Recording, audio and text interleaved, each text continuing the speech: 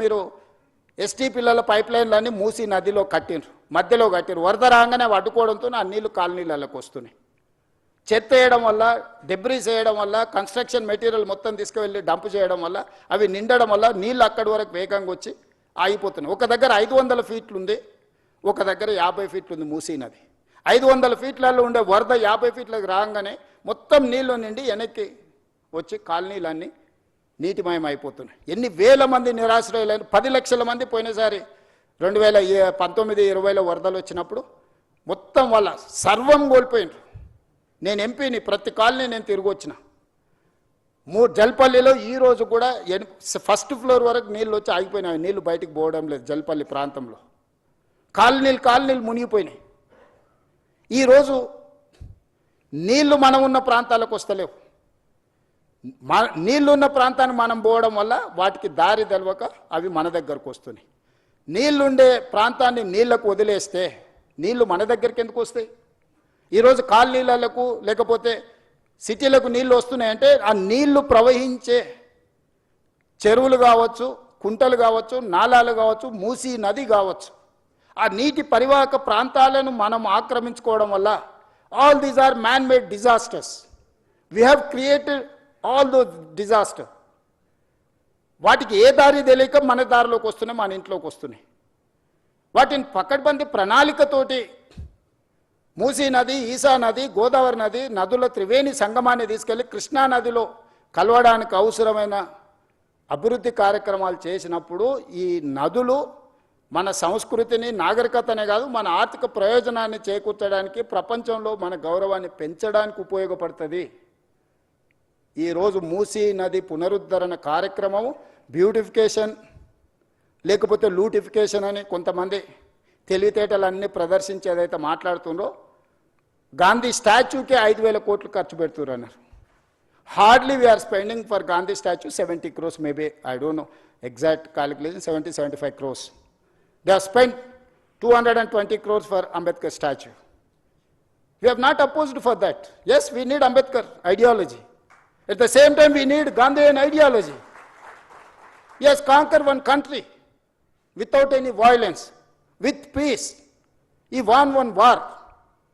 ప్రపంచంలో ఒక యుద్ధాన్ని శాంతితోని గెలవచ్చని ప్రపంచానికి గొప్ప సందేశం ఇచ్చిన వ్యక్తి ఎవరంటే మహాత్మా గాంధీ.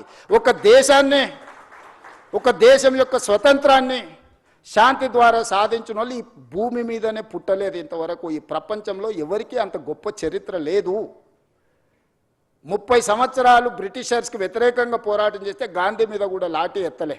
కానీ స్వతంత్రం వచ్చిన 6-7 నెలలనే కొంతమంది బుల్లెట్తో పొట్టను పెట్టుకున్నారు గాంధీని. వాళ్ళు కూడా నీతులు చెప్తారు, ఇంకా నేనేం చెప్పాలి? అందుకే ఈరోజు మీ అందరికీ నా విజ్ఞప్తి ఒకటే, ముందుకెళ్ళడానికి సూచన చేయండి. ఏ పేదవాడికి అన్యాయం జరగని, ఏ పేదవాడిని నిరాశ్రయం చేయం. ఈ ప్రభుత్వం పేదలకు ఇబ్బంది కలిగించడానికి, ఈ ప్రభుత్వం పేదలకు నష్టం కలిగించడానికి, లేకపోతే ఈ ప్రభుత్వం కొంతమంది రియల్ ఎస్టేట్ సంస్థలతో ఆర్థిక ప్రయోజనాల కోసం పనిచేయడం లేదు. ఈ ప్రభుత్వం మన నగరాన్ని, మన రాష్ట్రాన్ని గొప్ప అభివృద్ధి చెందిన నగరంగా, గొప్ప ఆర్థిక రాష్ట్రంగా నిలబెట్టాలనుకుంటున్నాము. ఇందులో మనం అందరం భాగస్వాములము. ఈరోజు మనం చేయబోయే పని 100 సంవత్సరాల క్రితం నిజాం చేసిన పనుల్ని ఈరోజు మనం ఆస్వాదిస్తున్నాము. ఈరోజు మనకు తాగడానికి నీళ్ళంటే గండిపేట వైపు చూడాలి, హిమాయత్ సాగర్ వైపు చూడాలి. పిల్లలు పర్యాటక క్షేత్రానికి వెళ్ళాలనుకుంటే గండిపేట హిమాయత్ సాగర్ దగ్గరికి వెళ్ళాలి. 100 సంవత్సరాల క్రితం వారసత్వ సంపదను నిజాం అందించింది కాబట్టి చార్మినార్ చూడడానికి వెళ్తున్నాము. అంతకంటే ముందున్న గోల్కొండ దగ్గరికి వెళ్తున్నాము. లేకపోతే హైకోర్టు ఈరోజు ఎక్కడున్నది, ఉస్మానియా హాస్పిటల్ ఎక్కడున్నది, సిటీ కాలేజ్ ఎక్కడున్నది, సాలార్జంగ్ మ్యూజియం ఎక్కడున్నది, నిజాం కాలేజ్ ఎక్కడున్నది, ఇవన్నీ గొప్ప వారసత్వ కట్టడాలు. చరిత్రతో పాటు ఒక నాలెడ్జ్ హబ్గా క్రియేట్ చేసింది కాబట్టి ఈరోజు మనం గొప్పగా రాణించగలిగినాము. మనం వచ్చిన తర్వాత గొప్పగా కట్టుకున్నది ఒకటి చెప్పండి. 75 సంవత్సరాల స్వతంత్ర భారతంలో అద్భుతమైన కట్టడం, చరిత్రలో మనకు పేరు తెచ్చిపెట్టగలిగిన కట్టడం ఒక్కటైనా మనం కట్టుకోగలిగినమా? వరంగల్ వెళ్తే 1000 స్తంభాల గుడి చెప్పుకోవాలి, అక్కడికి వెళ్తే రామప్ప మందిరం చెప్పుకోవాలా.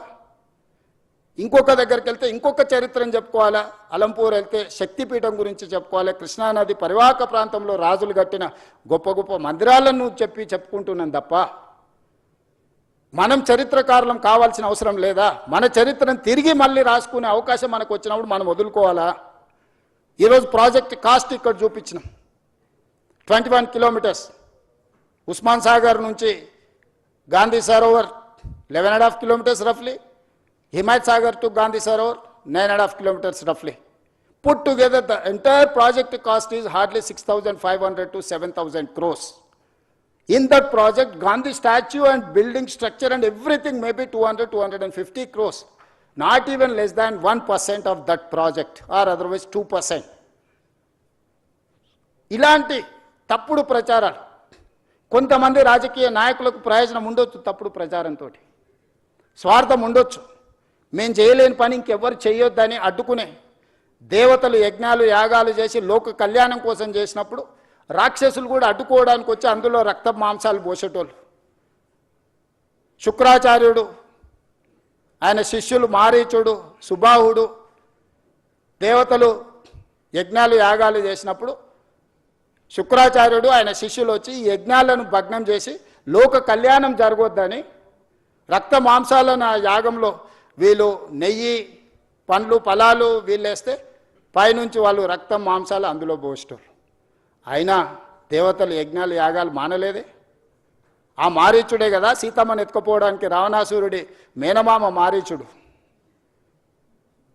మేనమామను రావణాసురుడు కోరుకుంటే మారీచుడు మాయలేడి రూపంలో వచ్చి సీతను ఎత్తుకోవడానికి పోతే రాముడి చేతిలో మారీచుడు పోయిండు, సుబాహుడు పోయిండు, రావణాసురుడు పోయిండు, అందరు పోయిండు.